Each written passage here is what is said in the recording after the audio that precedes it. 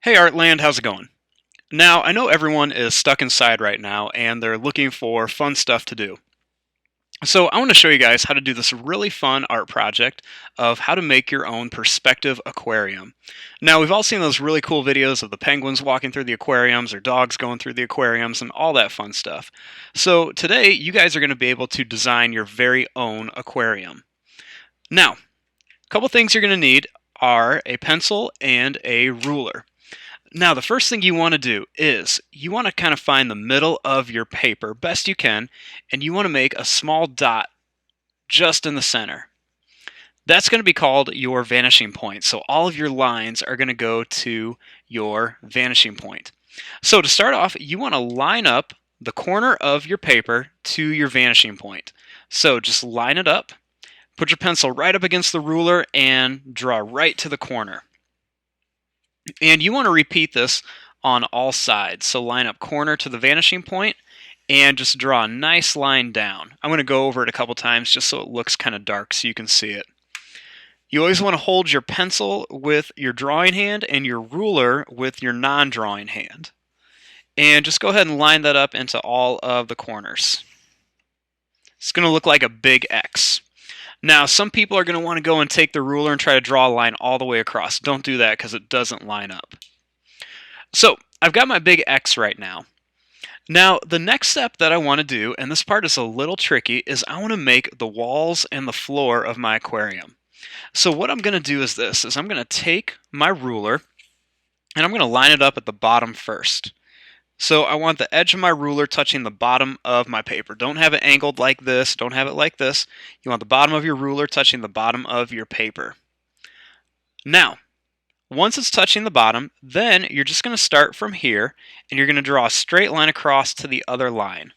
So just go from one side to the next. Then I'm going to take my ruler and I'm going to put it on top. And I'm going to do the same thing. And then I'm going to do this one more time. I'll put it up here, and I'll go right across to here. Now, my ruler is a little bit wider than a lot of the normal ones, so this one's going to have a couple less lines than you guys might have. Now, the next step is I'm going to take my ruler and I'm going to line it up on the edge of my paper right here. And I have to move it over until it touches this line right here. So I'm just going to slowly move my ruler over. I don't want to have it crooked or anything like this or not lined up. It's got to be perfectly lined up. So that's why you want to use the edge of your paper, line it up, and then just slowly move it over. And you can always look over here and kind of see if you have an even line, then that means you lined it up correctly. Then I'm just going to draw a line that goes straight down to here. Then you just want to repeat this again. Line up your ruler, slowly move it over until you get to here, and draw a nice straight line up and down. Then line it up again, slowly move it over, and then you have some nice little triangular lines going on. It kind of looks like a little L. Now what you have to do is you have to do the same thing to this side over here. So you're just going to line up your ruler and then make your lines.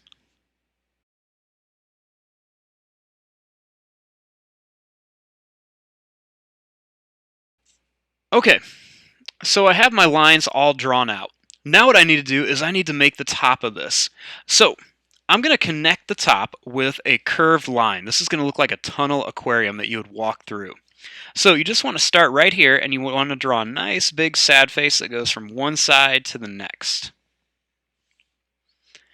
And then I'm going to do the same thing here. Draw a nice big tall sad face that goes from one side to the other.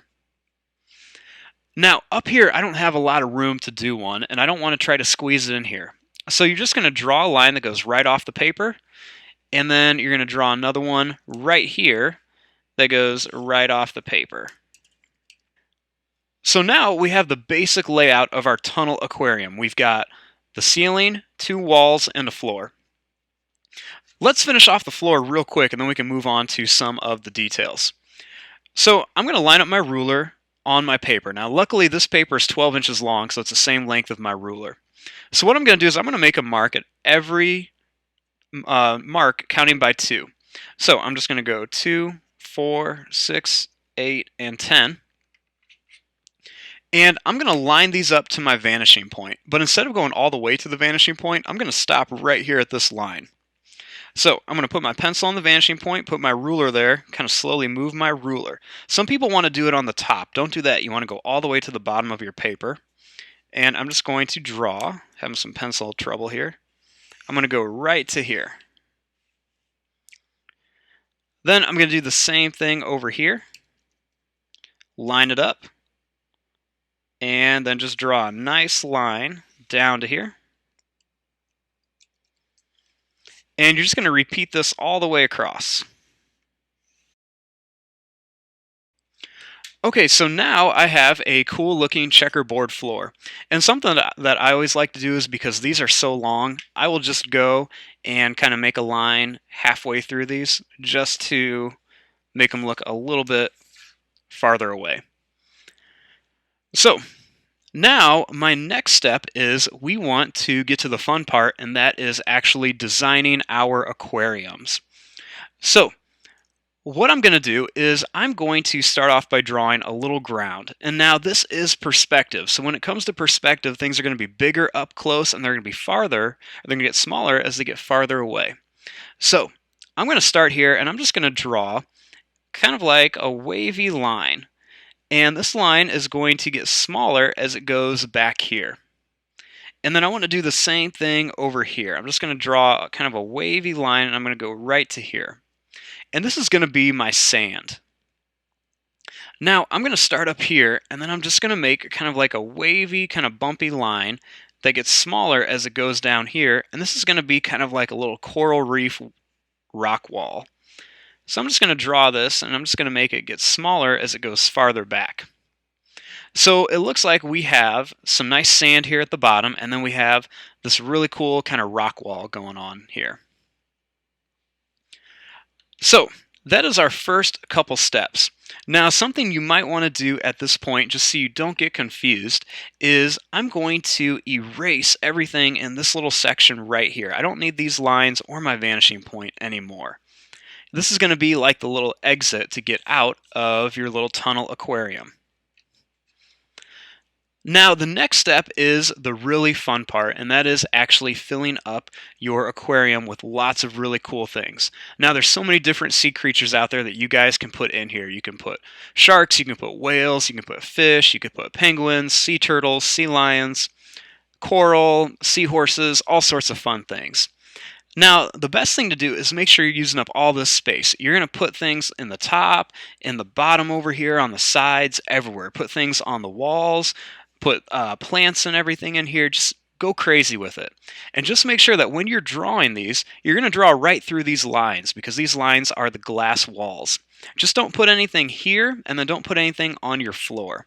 So I'm going to draw some things in here really quickly.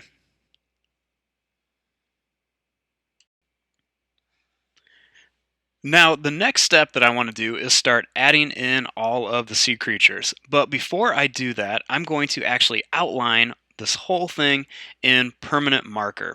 So I'm going to fast forward through that part really quickly.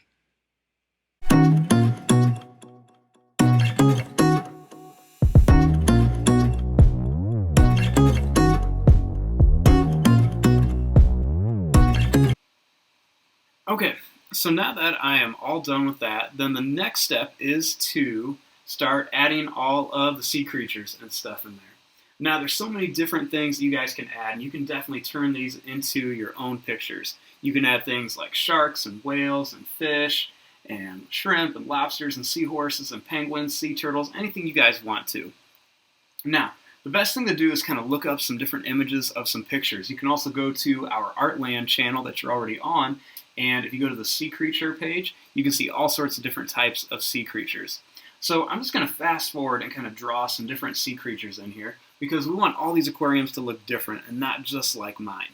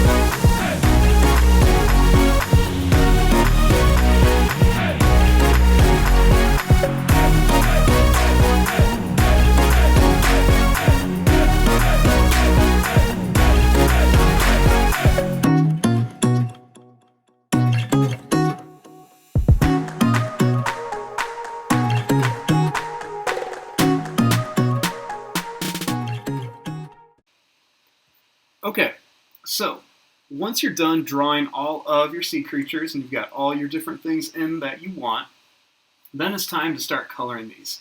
Now, when I color these, I always like to use colored pencils. Now, when you color with colored pencils, you want to make sure that you have like a nice variety, and you want to make sure that you're kind of mixing colors up and blending things. So try coloring lightly on some things, then adding another color on top of it.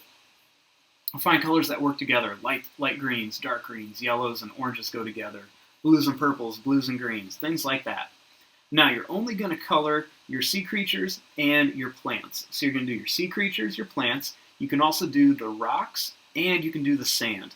Leave the water, leave this, and leave the floor, because we're going to do something different for all of that. So just do your sea creatures, your plants, your rocks, and your floor.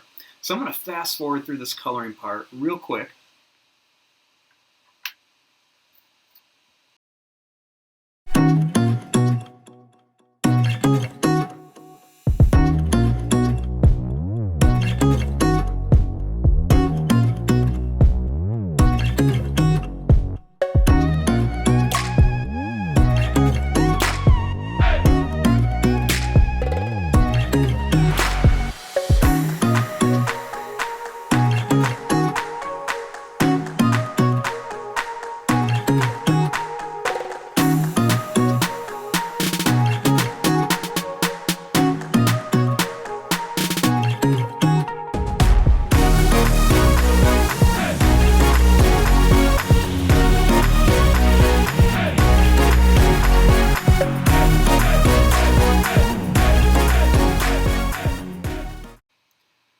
Okay, now that we are done with the coloring part, then we can move on to something else.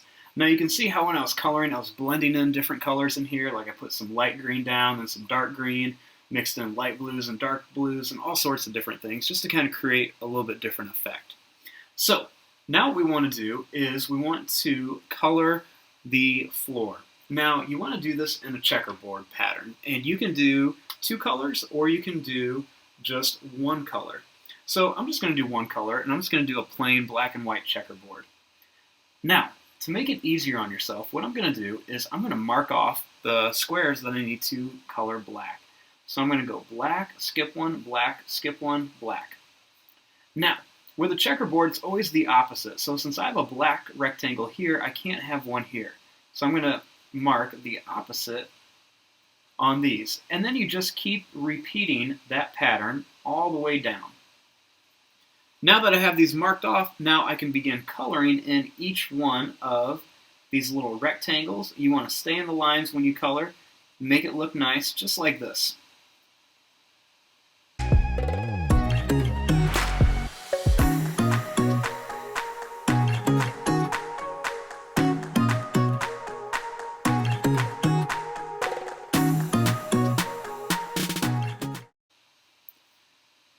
Now, once you're done with the floor, then the final step of the project is to paint the whole background here. Now, you can leave this white as like you can walk through like it's, it's part of the tunnel, or you can paint it blue just to add some colors. Totally up to you. Now, the biggest thing though is when you are painting these, you want to make sure that you are using a lot of water and a little bit of paint.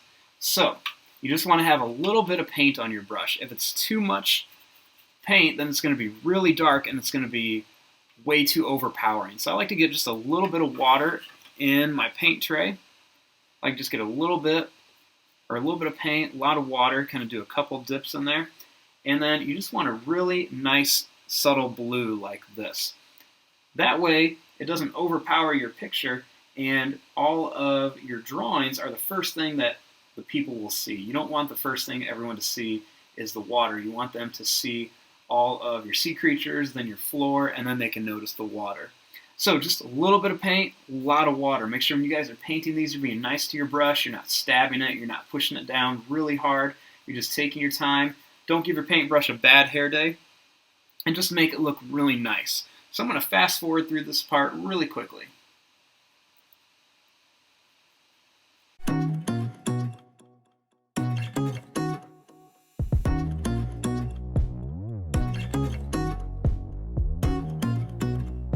And there you go. There is your Perspective Aquarium art project. This is always a really fun one to do. It does take a little bit of time, and there are quite a few materials that are involved, but it always does look really cool.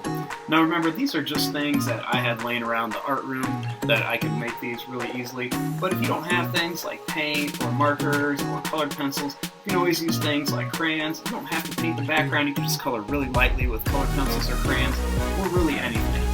But this is my version of it. I would love to see what you guys do. Make sure you guys are checking out the art channel. And if you guys ever have anything really cool that you want to show, feel free to put it on there, and I would love to see it. So thanks for watching, and I hope you guys enjoyed.